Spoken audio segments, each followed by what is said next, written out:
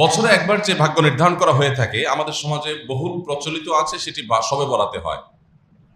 কিন্তু এই ধারণাটি খুব বেশি অথেন্টিক না, খুব বেশি গ্রহণযোগ্য না। অনেক উলামা ইকরাম, স্বনামধন্য অনেক ইমামদের মত আছে এর সপক্ষে, কিন্তু এর সপক্ষে যে কয়েকটি হাদিস রয়েছে তার একটিও সহিহ বা বিশুদ্ধতার মানদণ্ডে উত্তীর্ণ নয়। বরং এর বিপরীতে লাইলাতুল কদরে সারা বছরের ভাগ্য নির্ধারণ হওয়ার বিষয়টি কোরআনের আলোকে দ্বারা একেবারে স্পষ্ট। সূরা দুখান আয়াত নম্বর 3 এবং 4 আল্লাহ সুবহানাহু ওয়া তাআলা বলেছেন, ইন্না আনজালনাহু ফি লাইলাতিন মুবারাকাহ, নিশ্চয় আমি কোরআনকে একটি বরকতময় রাতে নাজিল করেছি। ইন্না কুন্না মুনজিলিন, আল্লাহ সুবহানাহু ওয়া তাআলা বলেছেন তিনি এই কোরআনকে অবতীর্ণকারী, তিনি অবতীর্ণ করেছেন এই কোরআনকে একটি বরকতময় রাতে। আর যে বরকতময় রাতে কোরআন নাজিল করেছেন আল্লাহ তাআলা, সেই বরকতময় রাতের নাম কি? লাইলাতুল কদর। কারণ আরেক আয়াত বলছে ইন্না আনজালনাহু ফি লাইলাতুল কদর, এখানে ইঙ্গিতে বলেছেন, আরেক জায়গায় স্পষ্ট করেছেন। তাহলে আল্লাহ বলেছেন যে একটি বরকতময় রাতে কোরআন নাজিল করেছে, অর্থাৎ শবে কদরে কোরআন নাজিল হয়েছে। ফিহা ইউফরাকু কুল্লু আমরিন হাকিম, পরের আয়াতে বলছেন সেই রাতেই, যে রাতে কোরআন নাজিল করা হয়েছে সেই রাতেই সব গুরুত্বপূর্ণ বিষয়সমূহ ধার্য করা হয়। পরিষ্কার একেবারে যে মানুষের ভাগ্য নির্ধারণ হয়ে থাকে লাইলাতুল কদরে, এবং জমহুর বা বেশিরভাগ উলামাদের ইমামদের মতো এটাই, যে লাইলাতুল কদরে মানুষের ভাগ্য ঠিক হয়ে থাকে। যাই হোক, আমাদের সমাজে শবে বরাতে মসজিদে আমাদের অনেক বেশি ভিড় হওয়ার একটা বড় কারণ হলো আমরা জানি এটি ভাগ্য নির্ধারণী রজনী। সো আমরা এই এক রাতে আল্লাহর ইবাদত বন্দেগী, চোখের পানি, দোয়া দরুদ করে সারা বছরের যদি ভালো থাকা যায় তো মন্দ কি?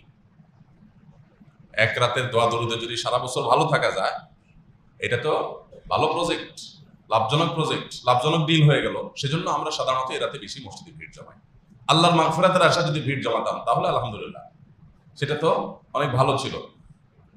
এমনকি মাগফিরাতের জন্য একদিন কান্নাকাটি করে সারা বছর সব গুনাহ, সব পাপাচার রাস্তা খোলা রাখলাম, এটা মাগফিরাত পাওয়ার কোনো পদ্ধতি না। সন্দেহাতীত ভাবে বছরের একটি রাতেও ইবাদত বন্দেগী না করে ওই একটা রাতে ইবাদত বন্দেগী করে সেটা অ্যাপ্রিসিয়েট যোগ্য, অন্তত এই টেন্ডেন্সিটা অ্যাপ্রিসিয়েট যোগ্য। কিন্তু পদ্ধতিটা আরো যৌক্তিক হওয়া দরকার, আরো দলিল সমৃদ্ধ হওয়া দরকার, আরো সুন্দর হওয়া দরকার। ভাইরা আমার, আল্লাহ রাব্বুল আলামিন লাইলাতুন নিসফি মিন শাবান বা মধ্য শাবানের রজনীতে মানুষকে সাধারণ ক্ষমা ঘোষণা করেন। সাধারণ ক্ষমার এই ঘোষণা কিন্তু প্রতি রাতেও একটা সময় থাকে, হয়তো যেটাকে আমরা লাইলাতুন নিসফি মিন শাবান বা মধ্য শাবানের রাত বলছি হাদিসের ভাষা, আর আমাদের দেশীয় ভাষা যেটা আমরা শবে বরাত বলি, হাদিসের ভাষা না এটা। যে সেই লাইলাতুন নিসফি মিন শাবান বা মধ্য শাবানের রাত, এই রাতে আল্লাহ সুবহানাহু ওয়া তাআলা সারা রাত জুড়ে বান্দাকে সাধারণ ক্ষমা ঘোষণা করেন, হিংসুক এবং মুশরিক ছাড়া। এই সাধারণ ক্ষমার ঘোষণাটা প্রতি রাতেই ভোর রাতে দেওয়া হয়। ভোর রাতে আল্লাহ দুনিয়া আসমানে এসে মানুষকে ডেকে ডেকে সাধারণ ক্ষমার অফার করে থাকেন। তো আল্লাহর ক্ষমা লাভের চেষ্টা, এটা প্রশংসনীয়, কিন্তু আমরা আমাদের ভাগ্য সুপ্রসন্ন হওয়ার যে প্রক্রিয়া আমরা অবলম্বন করে থাকি, সেটা আসলে ভাগ্য সুপ্রসন্ন হওয়ার সঠিক প্রক্রিয়া না, অন্তত হাদিস কোরআন সেটি বলে না।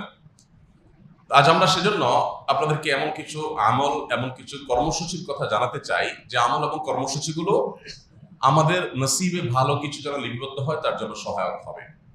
আমাদের ভাগ্যে যেন আল্লাহ তাআলা ভালো কিছু দেন, আমরা ভাগ্যে যেন ভালো কিছু পাই, আমাদের সৌভাগ্য যেন অর্জন হয়, ভাগ্য যেন সুপ্রসন্ন হয়, সেটার জন্য কিছু আমল, যে আমলগুলোর মাধ্যমে আল্লাহ সুবহানাহু ওয়া তাআলা আমাদের নসিবে ভালো কিছু দিবেন। সেরকম আমলের ভিতরে এক নম্বর আমল হলো বছর জুড়ে সারা বছর ঈমান এবং তাকওয়ার চর্চা করতে থাকা। আপনি সারা বছর যখন ঈমান আনয়ন করলেন, ঈমান ধারণ করলেন, ঈমানকে নবায়ন করলেন, ঈমানকে মজবুত করলেন, ঈমানকে সুদৃঢ় করলেন, ঈমানের পরিচর্যা করলেন, ঈমানের নার্সিং করলেন, ঈমানের খোঁজ খবর নিলেন, ঈমানের যত্ন নিতে থাকলেন, সেই সাথে তাকওয়া অবলম্বন করলেন। তাকওয়া কি? আল্লাহর কাছে হাজির হতে হবে, আল্লাহর সামনে দাঁড়াতে হবে, সারা জীবনে হিসাব দিতে হবে, পাই পাই করে প্রত্যেকটা কাজের জন্য হয় পুরস্কার নয় তিরস্কারের মুখোমুখি হতে হবে। এই চেতনা থেকে, এই বিশ্বাস থেকে, এই ধারণা থেকে আল্লাহর সমস্ত আদেশ এবং নিষেধগুলোকে মেনে চলা, এর নাম হলো তাকওয়া। পুরো কোরআন খুললে আপনি দেখবেন, কোরআনের শুরু থেকে শেষ পর্যন্ত আমাদেরকে তাকওয়ার ব্যাপারে আল্লাহ তাআলা আদেশ নিষেধগুলো দিয়েছেন, যে আমরা যেন মুত্তাকি হয়ে যেন তাকওয়া চর্চা করি। ওয়াল আকিবাতু লিত তাকওয়া, মানুষের শেষ পরিণাম ভালো হবে তাকওয়ার জন্য। ওয়াল আকিবাতু লিল মুত্তাকিন, মুত্তাকিদের জন্য শুভ পরিণাম হবে। জান্নাত সম্পর্কে বলেছেন উইদ্দাতুল মুত্তাকিন, এটা মুত্তাকিদের জন্যই প্রস্তুত করা হয়েছে। কোরআন সম্পর্কে বলেছেন হুদাল লিল মুত্তাকিন, এটা মুত্তাকিদেরকেই পথ দেখাবে। গোটা কোরআন দেখবেন যে সমস্ত আয়োজন মুত্তাকিদের জন্য। সেই মুত্তাকি হলো সে যার অন্তরে আল্লাহর ভয় সদা জাগ্রত থাকে, কোনো কাজ করতে গেলে মাথায় চলে আসে আল্লাহ দেখছেন, আল্লাহ তাআলা আমার এই কাজের উপযুক্ত বিনিময়ের মুখোমুখি করবেন, ভালো হলে পুরস্কার, মন্দ হলে তিরস্কার। এই বিশ্বাস, এই চেতনা অন্তরে সদা জাগ্রত রাখা এবং সেই বিশ্বাসের চেতনা আমাকে পরিচালিত করবে, এটা ধারণ করতে পারার নাম হলো তাকওয়া। তো এই তাকওয়া যদি সারা বছর জুড়ে থাকে তাহলে আপনার ভাগ্য, আমাদের ভাগ্য সুপ্রসন্ন হবে, নসিবে আল্লাহ ভালো কিছু দিবেন। কারণ অচল মেশিন কি আমরা শুধুমাত্র এই মেশিনটা টিকে আছে, টিকে থাকা নির্দিষ্ট সময় পর্যন্ত যে প্রয়োজন আছে সেই প্রয়োজনে যতটুকু যা দরকার আমরা তা করি, এর বাইরে অতিরিক্ত নিয়মিত তেল, মোবিল ইত্যাদি দেওয়া, অতিরিক্ত পরিচর্যা, এটা আমরা অচল মেশিন কি করি না। আপনার একটা ফ্যাক্টরি আছে, একটা অচল মেশিন আছে, কিছু সচল মেশিন আছে। আপনি সচল মেশিনগুলোকে প্রতিদিন একবার করে মুছবেন, পরিষ্কার করবেন, তেল মোবিল তো দেবেনই, বিদ্যুৎ সরবরাহ করবেন, লাইন দিবেন, সবকিছু করবেন। কিন্তু যেটা অচল মেশিন আছে, অচল মেশিন বলে রাস্তায় ফেলে দিবেন না, থাকার একটা সুযোগ করে দিবেন। অর্থাৎ আপনার কারখানার শেডের ভিতরেই থাকবে, আরো যা যা দরকার মিনিমাম সেটা দিবেন। বাট আসল যত্নটা কিন্তু সচল মেশিনকে মানুষ করে, কারণ এই মেশিন থেকে আমার সারা বছরের প্রোডাকশন আসে, সেটা সচল, সেজন্য এটার প্রতি কেয়ার বেশি করা হয় স্বাভাবিক। আপনি সারা বছর আল্লাহর ইবাদত করেন না, আল্লাহর নাফরমানি করেন, তাহলে সেক্ষেত্রে আল্লাহ রাব্বুল আলামিন দুনিয়াতে ভালো থাকার জন্য যা দরকার, ঘর বাড়ি, টাকা পয়সা, ব্যাংক ব্যালেন্স, ব্যবসা বাণিজ্য, হয়তো আল্লাহ তাআলা এগুলো আপনাকে দিয়ে দিবেন, ঠিক আছে, এটা না হলে নয়, সেটার নিচে থাকলেন আপনি। বাট আসল যত্ন যেটা, সেটা আল্লাহ রাব্বুল আলামিন তার ঈমানদার ও মুত্তাকি বান্দাদেরকে দিবেন। যেভাবে আমরা আমাদের সচল মেশিনগুলোকে আসল যত্নটা করি, মন থেকে যত্নটা করি, কারণ এখান থেকে আমার প্রোডাকশনটা আসে, আল্লাহর আনুগত্য করে, আল্লাহর গোলামি করে, তারা আল্লাহ রাব্বুল আলামিনের আসল রহমতটা লাভ করে।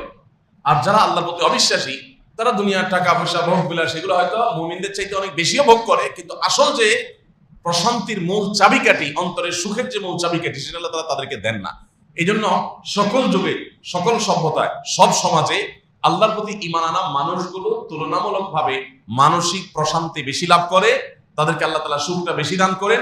আর আল্লাহর প্রতি যাদের ঈমান নাই, বেঈমান, তাদেরকে আল্লাহ তাআলা বাহ্যিক উপকরণ অনেক বেশি দেন, কিন্তু তারা ডিপ্রেশনে ভোগে, তাদের মানসিক শান্তি কখনো হয় না। তো এই জন্য আমাদের নসিবে ভালো কিছু আল্লাহ রাব্বুল আলামিন রাখুক, সত্যিকারের প্রশান্তি, সত্যিকারের সুখ, অন্তরের সুখ, সেটা আল্লাহ তাআলা দেখ। এটা যদি আমরা চাই তাহলে বছর জুড়ে ইবাদত বন্দেগী করতে হবে। এক রাতের ইবাদত বন্দেগী কোনো যুক্তিতেই সারা বছর ভালো থাকার জন্য যথেষ্ট নয়। আপনি এক রাত বেশি ইবাদত করতে পারেন, কিন্তু বছর জুড়ে আপনার ইবাদত বন্দেগী করতে হবে। কোন নেতা, কোন জনপ্রতিনিধি, তার কর্মী, সে যদি সারা বছর নেতা সাহেবের আশপাশেও না থাকে, নিজের ধান্দা ঘুরে চাঁদাবাজি করে, মাস্তানি করে, পাড়ায় মহল্লা নিজের মতো নিজে চলে খায়, নেতা সাহেবের ধারে কাছে আসে না, তার জমা খরচও দেয় না, তার কোনো কাজেও আসে না, হঠাৎ করে নেতা সাহেবের কাছে যখন কোনো ত্রাণের লট চলে আসে, তার কাছে যখন কোনো বরাদ্দ চলে আসে, কোনো বাজেট চলে আসে, হ্যাঁ, তখন যদি ওই কর্মী এসে হাজির হয়ে যায় যে এখন তো ভাগযোগ হবে, সো আমি এখন এসে হাজির হয়ে গেলাম, নেতা সাহেব তাকে দিবে না ঘাট ধাক্কা দিবে?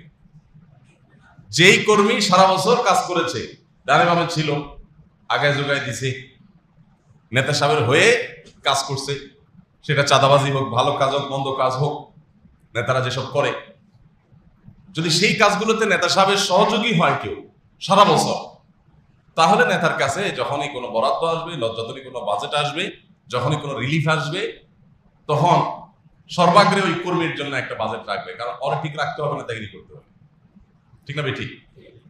যদি আল্লাহ রাব্বুল আলামিনের শানের সাথে এগুলোর কোনো তুলনাই চলে না। আমি শুধুমাত্র মূল বিষয়টা বোঝার জন্য এই সাবজেক্ট আনছি, তুলনার জন্য, যে আল্লাহ সুবহানাহু ওয়া তাআলার প্রতি যারা ঈমান আনে, আল্লাহ তাআলার জন্য, আল্লাহর কাছে যারা আল্লাহর আনুগত্য যারা করে, আল্লাহ রাব্বুল আলামিন প্রকৃত সুখ এবং আসল প্রশান্তিটা তাদের জন্য বরাদ্দ রাখেন। আপনি সারা বছর কোনো খোঁজ খবর নাই, শুনছেন লাইলাতুল কদরে ভাগ্য নির্ধারণ হয়, এবার ওই রাতেই শুধুমাত্র ইবাদত বন্দেগী করতেছেন, আবার নিয়ত আছে যে পরের দিন থেকে আর ফজর নামাজ পড়বেন না, তো আপনি কিভাবে আশা করেন যে আল্লাহ বলেন আপনার নসিব ভালো কিছু দিবে? বরং আপনি যদি তওবা করেন যে আল্লাহ এই রাতে আমি তওবা করলাম, সারা বছর আমি ভালো থাকবো, আমি নেক থাকবো, আমি মুত্তাকি থাকবো, আশা করা যায় আপনার ভাগ্য সুপ্রসন্ন হবে।